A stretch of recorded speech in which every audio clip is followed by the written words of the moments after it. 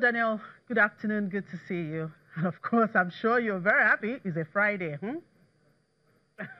You know, I'm always excited when I can say, thank God it's Friday. And yes, we are even seeing a little rally happening at the stock market here today. And even, which is not really happening often, a Trump effect.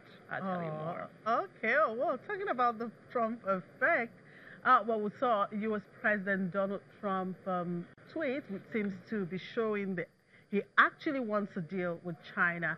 Now, so can we say this is too good to be true, or what?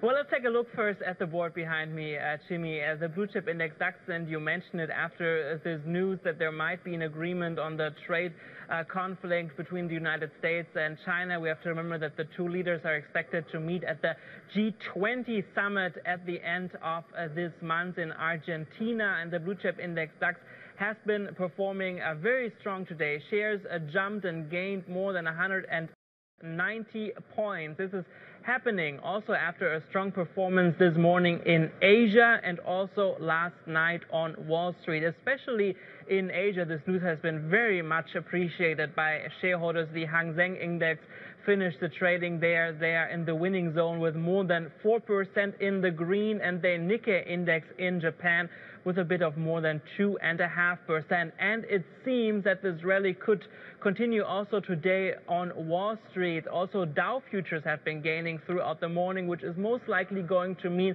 a strong trading day there as well. We don't really see it very often happening that U.S. President Donald Trump is helping the market, but because of the ongoing trade war, we have to remember that billions of U.S. dollars were lost. But today, as I mentioned, we see a little bit of a Trump effect taking place. Well, we have to remember that we are talking here about the U.S. president, and he is known that he can change his mind from one second to the other. Next week, China is publishing their latest export numbers. Another trade surplus is expected there by traders. Let's see if he is still then in the mood to get an agreement. But for the moment, yes, we have to remember also he is in campaign mood. The very crucial midterm elections in the U.S. are just days away. I'll be there.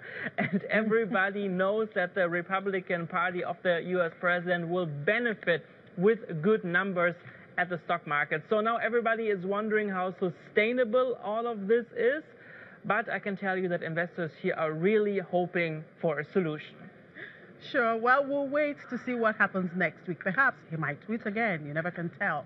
Anyway, in other developments, the results of the European Central Bank's stress test on banks is expected today. I don't know if you have any information on that yet.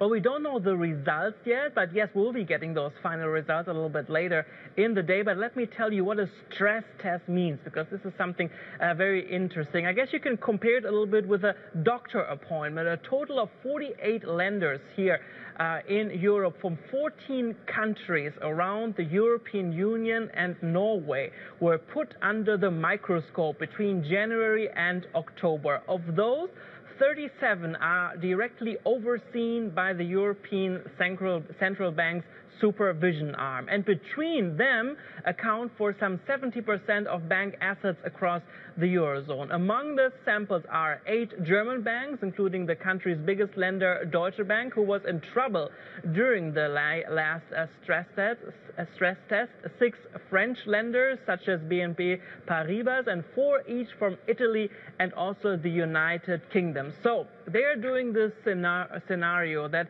something bad could happen here in the Eurozone, that GDP numbers could go down, that we could see a very high inflation rate, that unemployment numbers could go up. And they are testing and trying to find out if those lenders would have the opportunity to deal with this situation. And in this scenario, the test is even going to be a little bit harder than the last time. The only difference, last time there was also the possibility that a lender could fail. This seems not to be the case at the moment. As I said, Deutsche Bank was not really doing well during the last test. Let's see, and we'll be very excited to get those numbers and the result a little bit later here in the day. Sure. Well, just before I let you go, it's the last trading day for the week. What's on the agenda for next week aside from the election in the U.S.? Yeah, a very busy week next week here also for you and my colleagues here at the Frankfurt Stock Exchange. It's going to continue the season where we'll get lots of corporate numbers: Siemens Healthineers, Vonovia, Deutsche Post, BMW, Adidas, Munich Re. Those are the companies who will be opening their books next week. Then there is going to be a possible new verdict with two other big cities here in Germany, Bonn and Cologne, who could also see a diesel ban happening. We have to remember that there are quite some cities here in Germany where from next year on possibly diesel cars won't be anymore on the road. Then, as I said, the export numbers from China will be again very interesting. Also in Shanghai, there's going to be the international import trade figures will be also published. And of course, the midterm elections next week in the United States. Let's see how the Republican Party, let's see how Donald Trump will perform during this election, because we remember U.S. politics can always have a very big impact here on the trading day as well. So while I will be in the United States next week, my colleagues will be taking over here. I wish you a beautiful weekend, and I'll be back very soon. Thank you very much, Daniel, for your time. We'll keep a tab on those reports and all the developments, and of course follow you up in Washington, and enjoy your trip. Thank you for your time.